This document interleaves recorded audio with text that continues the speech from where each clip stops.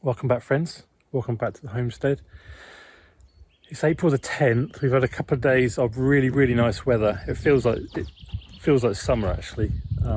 So I'm taking full advantage of it really, although I'm full of cold, but life goes on, doesn't it? So there's a few jobs we need to do today in this video, and it's going to be, well, not really a tour, but you're going to see me doing the jobs around and kind of concentrating around the greenhouse. So first of all, here at some point I need to reset these beds. Now the plan is these have always run downhill, these beds here, and of course they need to run against contour or with contour, whichever way you look at it. So they're running against contour, they should be running with contour. So rather than running downhill like those, these will run across, and then these beds will change next year or in autumn because they've got garlic in, so we can't change them now. I've got some weeds to kill here. Because of the new greenhouse, we can now move things a bit closer and tighter. Maybe here, I'm not really good with pointing. Some wildflowers in front of the windows would be nice. You can trap the pollinators in. I've got some plastic. I know people don't like plastic, but I think it's almost the worst crime to waste it just because you don't want to see it, rather than if you've got it or you've had it kicking around, let's utilize it rather than just sending it away. I'll get the most out of it I can now, and then it can go to recycling. So I'll get some plastic down to kill. We have a real problem with ground elder, bishop's weed here. I probably won't get rid of it with plastic, but I'll certainly stop it from coming back. Last year we put a load of mulch down. I'd like to do that again this year. We just haven't got, last year was a bad year in terms of harvest, so we can't really access straw. We'll be relying upon our, well, we've got a couple of bales, round bales left, but we need more. We need that really for potatoes as well. So anyway, we'll do some more natural mulching, but for now I'm going to put the plastic down, solarize the weeds. That means we'll give it a bit more space for potatoes or whatever we decide to grow later on. But the main thing really today is, I think maybe easy if I turn you around, or me turn around. We've got lots of stuff to plant out. So I always do a succession in the greenhouse because of the way spring has come so early here. We won't be able to get the tomatoes in earlier. In fact, we've already got tomatoes out already growing in here because they like it. Let me turn you around, it'll be easier. So they were only picked out a few days ago, and they've settled in the cups.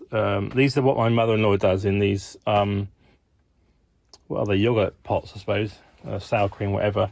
I like to use other methods. So radish, you know, you've already got going. They'll probably be harvested in the next few days. Got some pat choy to get in. Onions are main crop out in the field. Peas are main crop out in the main field. We could do some Russian red kale in here. We could do some spinach in here, but that probably, because of the way spring is going, that could be main crop now. Got some Chinese, beautiful Chinese cabbage, an early variety you get in before midsummer. Well, they'll be harvested before midsummer. That's all my brassicas here. Got some lettuce there. 2 varieties, or one didn't germinate well. Got some tomato experiments here. I had some leftovers, so I just put them in the greenhouse, and if we get a frost, we get a frost, and just really testing what the greenhouse is capable of at the moment in terms of retaining heat overnight. That's about it really. The question is whether I put this first succession stuff in this greenhouse or this has been redone. Got a separate video about that, so I lifted it up for the water. I need to redo that, or I redo this center section, dig it over a bit from the chickens. You know, all this has got to be done ready for tomatoes, but it's not a terrible mess. Got our potatoes there getting ready, and use the centre bit.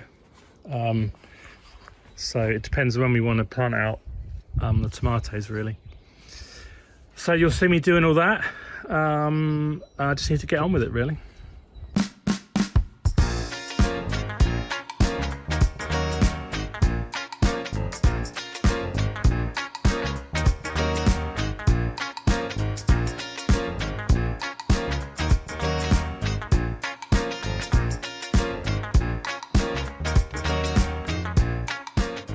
Okay, that's the plastic done, plastic mulching.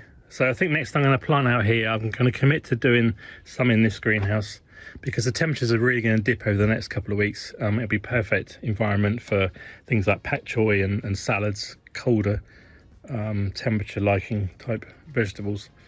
And we'll get the other stuff out on the field as soon as we can.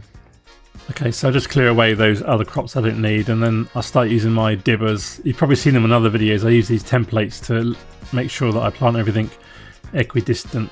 Now normally this stuff I plant 4 abreast, but this bed is slightly tighter because really this greenhouse is designed for tomatoes and peppers, which go in 2 rows, and you see the drip tapes in 2 rows as well. So here I plant them in 3s. I then need to just rake that soil a little bit because again it's a little bit coarser because of the stuff that's on it for the tomatoes.